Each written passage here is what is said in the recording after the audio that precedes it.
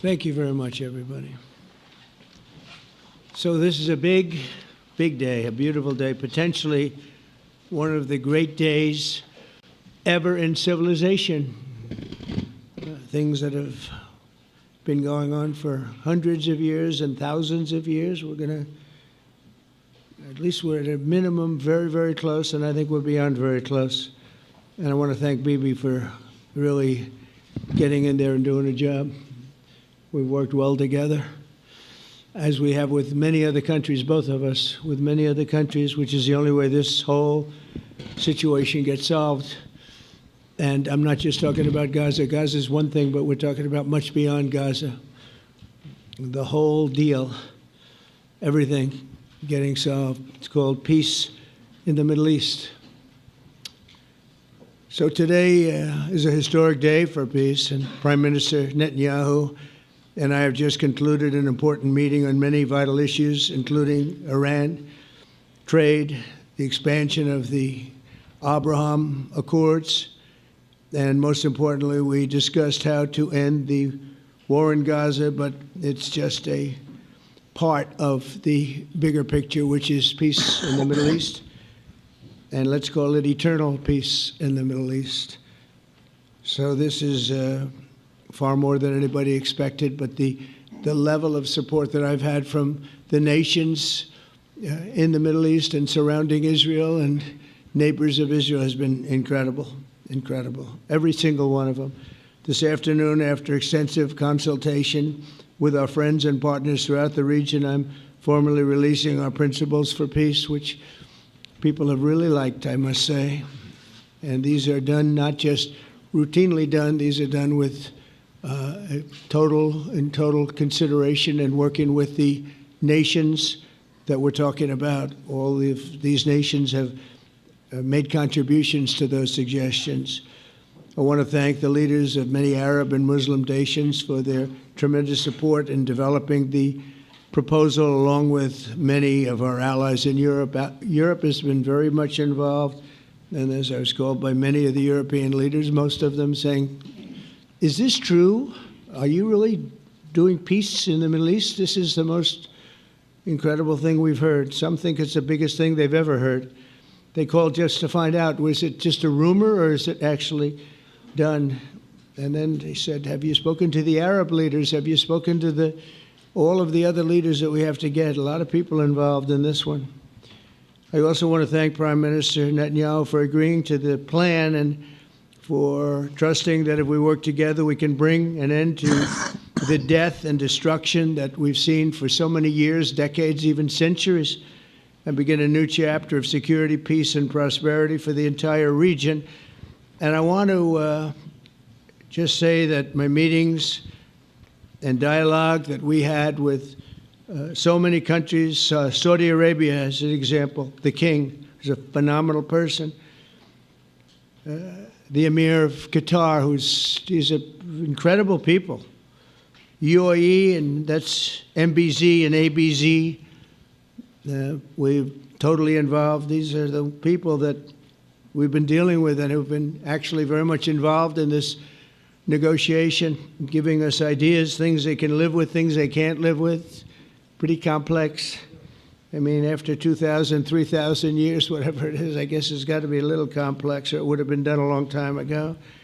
The King of Jordan was with us, as you know, in the United Nations. The President of Turkey, President Erdogan, is a friend of mine, a strong man, but a good man. President of Indonesia, somebody who's an amazing leader, Prabowo. He is an amazing leader and respected by everybody. He was in the room with us. We were together with most of these people that I'm mentioning. Others were by phone or the next day. The Prime Minister and the Field Marshal of Pakistan, they were with us right from the beginning. Incredible. In fact, they just put out a statement that they fully believe in this pact. It just came out just as I was walking around. They said, sir, you have a big notice from the Prime Minister of Pakistan and from the Field Marshal that they back this 100%. President El-Sisi of Egypt, who's terrific. And these are people I've gotten to know over the years. I mean, I would say it started around 2015 and then went into 2016 when the presidency officially began. But I've known him actually for a long time, and there are many cases really great men. I can't say in all cases, but I will tell you in many cases they're great men and some great women too. They tend to be mostly men, however, I will say that.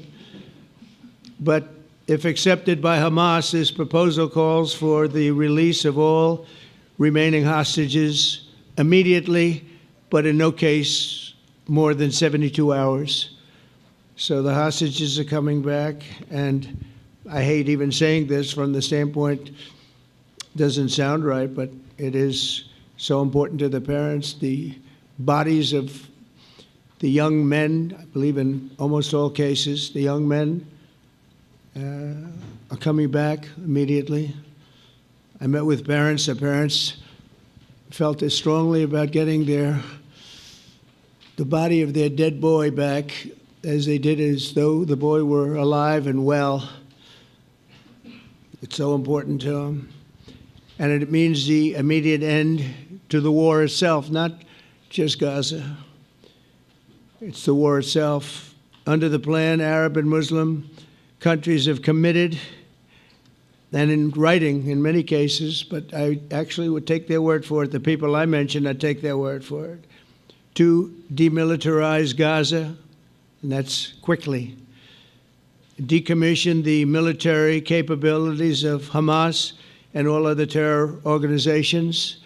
Do that immediately. And we're relying on the countries that I named and others to deal with Hamas. And I'm hearing that Hamas wants to get this done too, and that's a good thing. And destroy all terror infrastructure, including the tunnels, weapons, production facilities. They have a lot of production facilities that we're destroying. They'll also help train local police forces in the areas that we're discussing right now, in particular in and around Gaza, working with the new transitional authority in Gaza. All parties will agree on a timeline for Israeli forces to withdraw in phases. They'll be withdrawing in phases.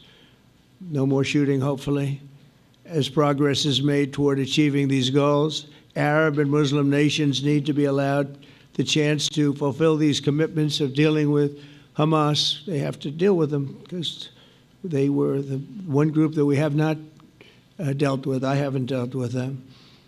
But the Arab countries are going to, and Muslim countries are going to be dealing with Hamas, and I believe they've already been there. I think they probably have an understanding, and they haven't maybe mentioned that, but I would imagine they do. Otherwise, they wouldn't have gone as far as they've gone. If they're unable to do so, then Israel would have the absolute right and actually our full backing, the U.S. full backing. Marco's here, and a lot of our leaders are here, our great Vice President, Susie Wiles, Steve Witkoff, Jared Kushner. They've been so involved in this process. I don't think anybody else could have done it or even come close. But it's we're right there. We're right there. First time in thousands of years, I think you can probably say, if you really look into it, if you study back, if you're a scholar, you would say thousands of years. Israel would have my full backing to finish the job of destroying the threat of Hamas. But I hope that we're going to have a deal for peace. And if Hamas rejects the deal, which is always possible, they're the only one left. Everyone else has accepted it. But I have a feeling that we're going to have a positive answer. But if not, as you know, Bibi, you'd have our full backing to do what you would have to do. Everyone understands that the ultimate result must be the elimination of any danger posed in the region, and that danger is caused by Hamas. The tyranny of terror has to end, and this is, again, something that we're looking for. This is eternity. This is for forever. To ensure the success of this effort, my plan calls for the creation of a new international oversight body, the Board of Peace, we call it, the Board of Peace, sort of a beautiful name, the Board of Peace, which will be headed, not at my request, believe me, I'm very busy, but we have to make sure this works. The leaders of the Arab world and Israel and everybody involved asked me to do this, so it would be headed by a gentleman known as President Donald J. Trump of the United States. That's what I want, is some extra work to do, but it's so important that I'm willing to do it, and we'll do it right, and we're going to put leaders from other countries on, and leaders that are very distinguished leaders, and we'll have a board, and one of the people that wants to be on the board is the UK former Prime Minister, Tony Blair, good man, very good man, and some others, and they'll be named over the next few days, and it'll be quite the board. Working, everybody wants to be on it now. I don't know if that had anything to do. They named me and everybody else wanted to be on it. I guess they figure, well, he's a soft touch. He'll be easy to deal with. Working with the World Bank and others, it will be responsible for recruiting and training a new government that will be made up of Palestinians along with highly qualified experts from all around the world. Hamas and other terrorist factions will play no role in the board, but they'll play no role in the governance of Gaza at all, directly or indirectly. As you know, thousands of Hamas leaders have been killed and soldiers have been killed. And we can never forget October 7th, but thousands have paid the price for that. And now it's time to get our hostages back and get back to trying to build something that's really great and very important. In our meeting today, Prime Minister Netanyahu was very clear about his opposition to a Palestinian state. And he continuously mentions October 7th, and I understand that. Most people do. And I understand and respect his position on many things, but what he's doing today is so good for Israel. I notice that they have large crowds gathering in Israel all the time, and they have my name up. They like me for whatever reason, Bibi, I don't know, but they do like me. But they say two things: please get the hostages back, and please end the war. They've had it. It's had it. So I think it's a very popular thing you do, because he's a warrior. He doesn't know about getting back to a normal way of life, but he is a warrior, and Israel's lucky to have him. But now the people want to get back to peace. They want to get back to normalization in a true sense. Several countries have foolishly recognized the Palestinian state. As you know, some of our European friends, allies, good people, but they're really, I think, doing that because they're very tired of what's going on for so many decades. They've been presidents and prime ministers for years, and during this time, having to do with the Middle East, all they're doing is talking about the same thing over and over. They want to see it get back. And nobody wants that more than me, or I believe Bibi too. But the people of Israel want it. They really want it. They want the hostages back. That includes the probably 32 bodies that we're talking about, 20 people that are living, 32 or so people that are dead, and they want to have peace. So let us not forget how we got here. Hamas was elected by the Palestinian people. Israel withdrew from Gaza thinking they would live in peace. Remember that a long time ago? They withdrew. They said, you take it. This is our contribution to peace. But that didn't work out. That didn't work out. It was the opposite of peace. They pulled away. They let them have it. And I never forgot that, because I said, that doesn't sound like a good deal to me. As a real estate person, I mean, they gave up the ocean, right? Ron, they gave up the ocean. They said, who would do this deal? And it still didn't work out. They were very generous, actually. And they gave up the most magnificent piece of land in many ways in the Middle East. And they said, all we want to do now is have peace. And that request was not honored. Instead of building a better life for the Palestinians, Hamas diverted resources to build over 400 miles of tunnels and terror infrastructure, rocket production facilities and hid their military command posts and launch sites in hospitals, schools, and mosques. So if you went after them, you'd be after them, and you wouldn't even realize you ended up knocking out a hospital or school or a mosque. A terrible thing, terrible, terrible way to have to fight. No fight is good, but that's a real bad one. So there are many Palestinians who wish to live in peace. Many. I've seen so many of them, and they have support. And I challenge the Palestinians to take responsibility for their destiny, because that's what we're giving them. We're giving them responsibility for their destiny, fully condemn and prohibit terrorism and earn their way to a brighter future. They don't want the life that they've had. They've had a rough life with Hamas. If the Palestinian Authority does not complete the reforms that I laid out in my vision for peace in 2020, they'll have only themselves to blame. We're giving them an amazing footprint, and they have amazing support from the leaders of the Arab world and the Muslim world, the great leaders. These are great leaders. These are unbelievable leaders that have built great countries and very wealthy countries. What the future holds for the Palestinians, no one really knows, but the plan that we put forward today is focused on ending the war immediately, getting all of our hostages back, getting everything back. Hard to believe when you even say it, and creating conditions for durable Israeli security and Palestinian success. Israeli security is going to be involved. We're going to help you. We'll be there with you in terms of helping with security. We want to make sure it works. We just want to make sure it works. There shouldn't be a shot fired. Now, there will be, I guess, because that's the way it seems to be, but there shouldn't have to be within a few days. There shouldn't have to be a shot fired. Maybe for eternity. Wouldn't that be nice? I hope it's true.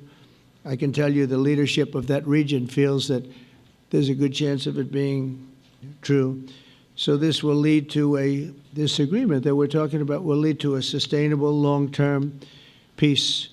No president in history has been a greater friend of the state of Israel than I have, in addition to negotiating the Abraham Accords. I like to say it that way because the real people, that's what they call Abraham.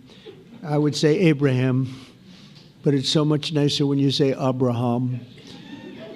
So much more elegant. But the Abraham Accords, they're amazing. Jared, you did that along with your group of geniuses, and nobody thought that could be done. We have 4 countries, and Sleepy Joe Biden didn't do a thing. He didn't even know what the hell they were. He should have had them fold up. But I think this will also lead to packing them. And who knows, maybe even Iran can get in there. I hope, we hope we're going to be able to get along with Iran. I think they're going to be open to it. I really believe that. But they could be a member. I long ago said, I'll bet you at some point Iran will be a member of the Accords. And little did I realize it was going to take this turn. That was some turn we did with the B-2s.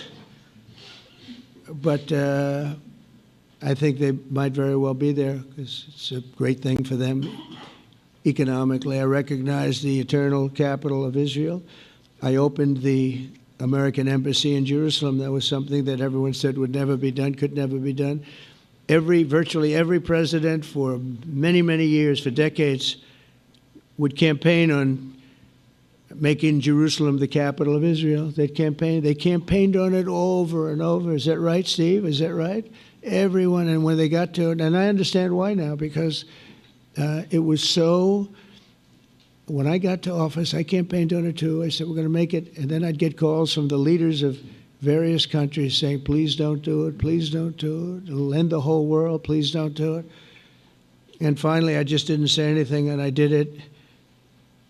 People were calling me before I did it because they heard I was going to do it, and leaders of countries were calling me, and I think it was on a Thursday that I did it, and they'd call me Monday, Tuesday, Wednesday, 3-4 times a day, and I said, tell them I'll call them back on Friday. And I announced it on Thursday, and I called them back, the biggest people in the world, and they said, you've done it. I said, done what?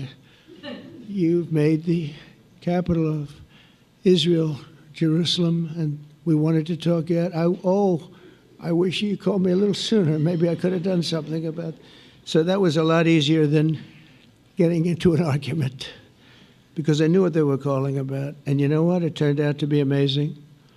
Everybody thought it was going to lead to the end of the world, right? The end of the world, Ron, that's what they said. It didn't lead to anything. It just led to something that I promised, and something that was very, very popular for Jewish people and a lot of other people, too. I recognize Israeli sovereignty over the Golan Heights, and I cut taxpayer funding to the corrupt United Nations Relief and Works Agency. And United Nations was interesting because, as you know, a few days ago they introduced me. Ladies and gentlemen, the President of the United States. I'm looking at my teleprompter, and the thing was dead, stone cold, dead. The thing's up here. I have a long, beautiful speech to make. I'm back 30 feet back, and I'm saying, they're introducing me. There's nothing on my teleprompter. So, but I made a speech. I actually got good marks. You think Biden could have done that? I don't think so. I don't think he could have done that. I don't think too many people could have done it. But actually, it was actually more of a speech from my heart, if you want to know the truth. I think it was maybe better in certain ways because it was from the heart. It has to be from the heart. Otherwise, you're in big trouble. But I cut taxpayer funding for that very corrupt United Nations Relief and Works Agency, and nobody thought that would be done, and withdrew from the horrible Iran nuclear deal that was imposed upon Israel by Barack Hussein Obama and Biden. And I don't think Biden knew anything about it, though. I don't think he knows anything about it now, actually, if you ask him. He'd say, what is that? And we obliterated Iran's nuclear enrichment capacity, making it impossible for them to have a nuclear weapon, which they would have had probably in about 2 months from that.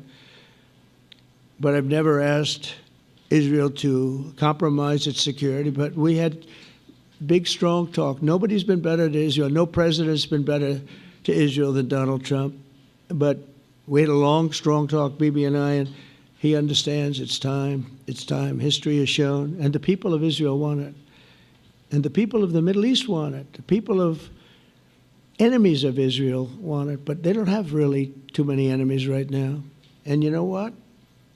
Many countries have gained great respect for Israel, for the way they fight, for the job they do, including me. I had respect anyway, but they gained respect. History has shown us that those who have relations with Israel have thrived, while those who have devoted resources and attention toward the destruction and even annihilation of Israel have languished. They haven't done well. Israel is not going anywhere. They're going to coexist with other people and countries in the region, from Syria to Lebanon to Saudi Arabia. The promise of a new Middle East is so clearly within our reach. This is the closest we've ever come to real peace, not fake peace, not political fool's peace. If we can get this difficult problem solved, the opportunities for all within that vast region of this world, it's a vast region, it's unlimited.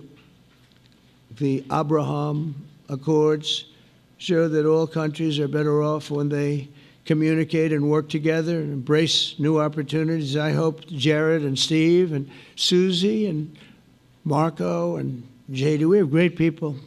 I hope you guys are going to work very hard to get these other countries in, because now they have no excuse. There's no longer an excuse. They were somewhere hesitant. And I tell you, the 4 countries that went in, I give them tremendous credit, and it's worked out incredibly well for them. In the same spirit, I'm pleased to report that earlier today we took another important step toward greater understanding in the region. A short time ago, we had a historic phone call in the Oval Office with Prime Minister Tani, who's really a great person. So we had a great talk, and I was on the phone, and Bibi was talking. Prime Minister Al-Thani was of Qatar. They really had a heart-to-heart conversation. It was a great conversation, I thought. It was productive. It was everything that you need to have something turn out to be successful. And I want to thank Bibi, and I want to thank the Prime Minister. It was fantastic. We agreed to launch a formal trilateral mechanism between Israel, Qatar, and the United States to begin a dialogue to enhance mutual security, correct misperceptions, and avoid future misgivings. And I want to thank Qatar, its leadership, and the Emir. He's a fantastic person. I think, I'm going to be his public relations man because I know him differently than a lot of people know him. But he wants peace. He wants to see peace. And its people, and they really acknowledge the critical role that they've played as mediator. And again, we're not quite finished. We have to get Hamas, but I think they're going to be able to do that. So now it's time for Hamas to accept the terms of the plan that we've put forward today. And again, this is a different Hamas than we were dealing with because I guess over 20,000 have been killed. Their leadership has been killed 3 times over.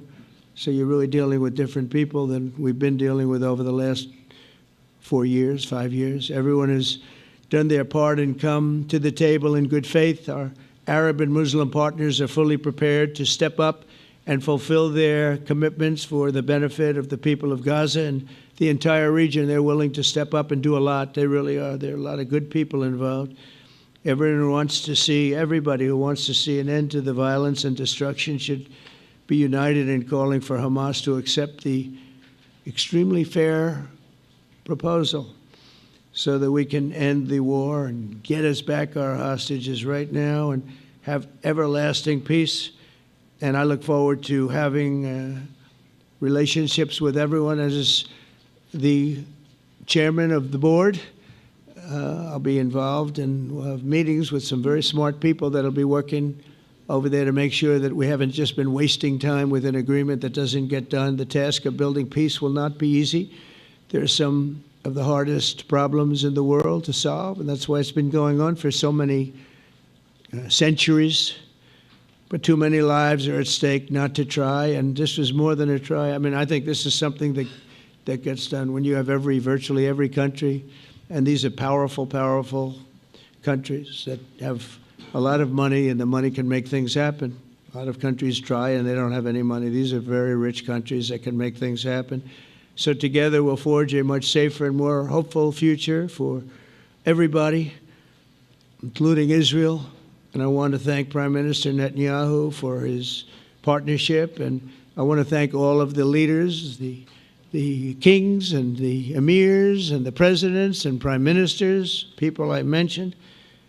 And they've been absolutely fantastic to work with. And it's just happened very quickly. It's happened from a couple of weeks before I had a couple of meetings, but a couple of weeks before we went to the United Nations. And we had some incredible meetings. It all came to place. It all took place, and everybody wanted to be a part of it. I don't have anybody that's saying we don't want anything to do with it. It's just the opposite. And I'll tell you, a couple of years ago, a year ago, I don't think we would have had this kind of participation, Mr. VP, right? I don't think we would have had. It's been amazing. The participation was 100%. Everybody wants to be a part of it. And everybody, those very strong countries, everybody wants it to work. So, Bibi, congratulations on this. I think this will be your crowning achievement, frankly. If this all works out, we think it will. It's going to be your crowning achievement, and I want to thank you very much for being here. Thank you. Please. Thank you. Thank you. Mr. President, first I want to thank you for graciously hosting me once again in the White House. And second, I want to thank you for your friendship and for your leadership. From Jerusalem to Tehran, from the Golan Heights to Gaza, you've proven time and again what I've said many times. You are the greatest friend that Israel has ever had in the White House. And Mr. President, you and I both know it's not even close. While you focus at home on making America great again, your leadership abroad is changing the world for the better, ending wars and advancing peace. I believe that today we're taking a critical step towards both ending the war in Gaza and setting the stage for dramatically advancing peace in the Middle East, and I think beyond the Middle East. and very important Muslim countries. I support your plan to end the war in Gaza, which achieves our war aims. It will bring back to Israel all our hostages, dismantle Hamas's military capabilities, end its political rule, and ensure that Gaza never again poses a threat to Israel. We would not have achieved this turning point without the courage and sacrifice of our incredibly brave soldiers. They fight like lions to defend the people of Israel, and they serve on the front line in the war between civilization and barbarism. Mr. President, when our two countries stand shoulder to shoulder, we achieve the impossible. Just a few months ago, in Operation Rising Lion and Operation Midnight Hammer, we struck a decisive blow against Iran's nuclear and ballistic missile program. Your bold decision to send those B-2s made the region safer and the world safer. Now, under your leadership, we're taking the next step to win the war and expand the peace. Your plan is consistent with the 5 principles my government set for the end of the war and the day after Hamas. Everybody asks, what is your plan for the day after Hamas? Here's our plan. Passed it in the cabinet. All our hostages, both those who are alive and those who died, all of them will return home immediately. Hamas will be disarmed. Gaza will be demilitarized.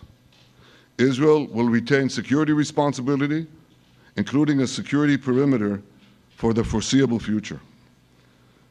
And lastly, Gaza will have a peaceful civilian administration that is run neither by Hamas nor by the Palestinian Authority. If Hamas agrees to your plan, Mr. President, the first step will be a modest withdrawal, followed by the release of all our hostages within 72 hours. The next step will be the establishment of an international body charged with fully disarming Hamas and demilitarizing Gaza. I appreciate your willingness to lead the body, Mr. President. I really appreciate it because you have a lot of things to do, and this is important. And it reflects the confidence that this will give everyone, that things will be followed up on all the commitments made. The fact that you're taking this on, I think, helps a lot to make sure that everything flows in the direction that we want. Now, if this international body succeeds, we will have permanently ended the war.